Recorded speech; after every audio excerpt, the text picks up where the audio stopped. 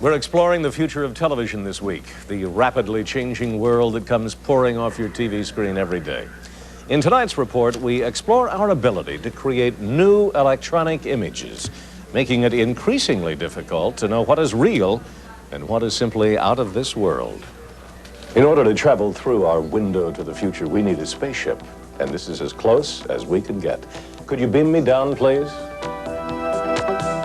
Thank you. This is an editing suite at a Chicago post-production house called Post Effects. And from this keyboard, we can literally go any place and be anything we want to be.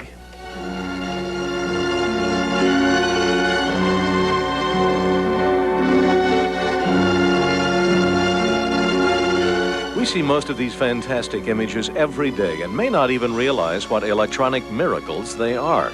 But to understand them, we have to take them apart. Let's start with the paint box. A good name because it includes all the tools any artist would use to paint on canvas.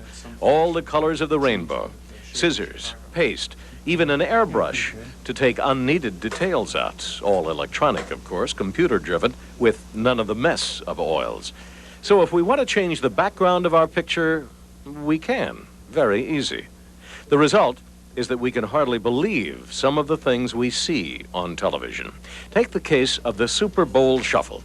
When the Bears were scheduled to tape it, they had just lost a big game, and Jim McMahon and Walter Payton weren't up to dancing in front of a television camera. So they were recorded in front of a blue background several days later, and with the process called matting, they were simply added to the rest of the Bears, with no one knowing the difference. Running the ball is like making more mans. Perhaps the most advanced computerized machine working today is called an alias, which creates three-dimensional figures in high definition. Tim Johnson is working to create a wine glass. We can continue to move the camera around the object to look at the top, the front, and the sides. All these things are animatable, meaning that once we build our models, we can decide that we want this animation to bounce our wine glass while our camera is actually moving around the object.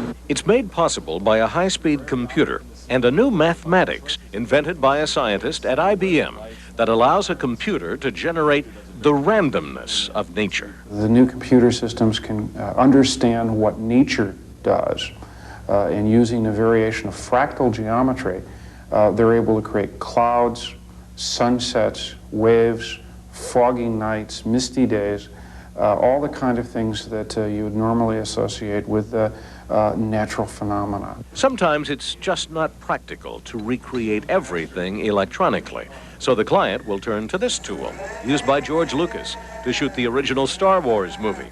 A camera is mounted on a frame which can be moved up, down, sideways in a smooth, continuous motion, getting into places no human cameraman ever could.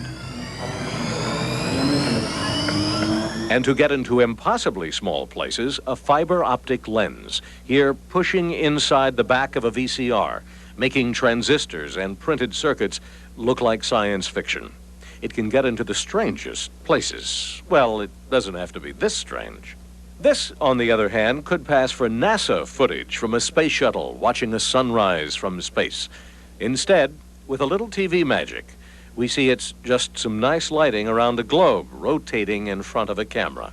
These are the tools of the future, which you may recognize every day. The thing that we see happening is that products that cost $1 million 2 years ago cost $100,000 this year, and we can look down the road and see that they're going to cost $1,000 2 years or 3 years from now. So one of the exciting things for people out watching some of this work is that fairly soon your IBM computer at home or your Macintosh or your Atari will be able to do many of the things that we're doing now with very high speed, very high expense computers in a facility like ours. I think that's exciting. Now let's put our tools together for a news story. Say, lights in Wrigley Field. We'll use the paint box for this job, and we'll start here at home plate. Better make that night. That is when we'll need the lights. This is the scene that strikes fear in the hearts of some residents around Wrigley Field.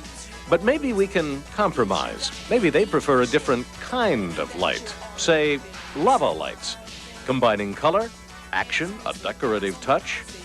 Then again, the fans might wind up watching the action of the lava light instead of the field. So how about a globe light? A nice target for Andre Dawson, but too much like a street lamp. which leaves us with the bare bones, which only Commonwealth Edison could love. I like the last one, I think, Yeah, don't you? that's fabulous.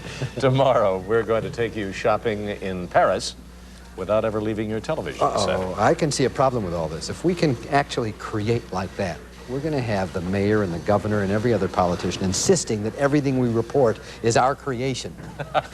That's right. Well, it's so difficult now.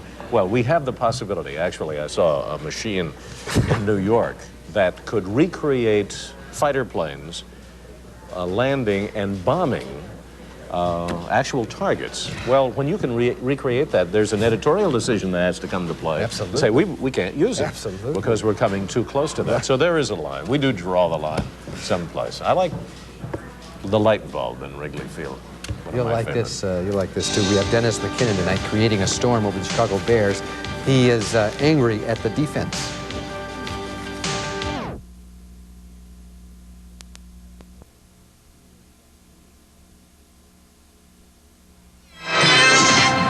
City Desk this morning at 11.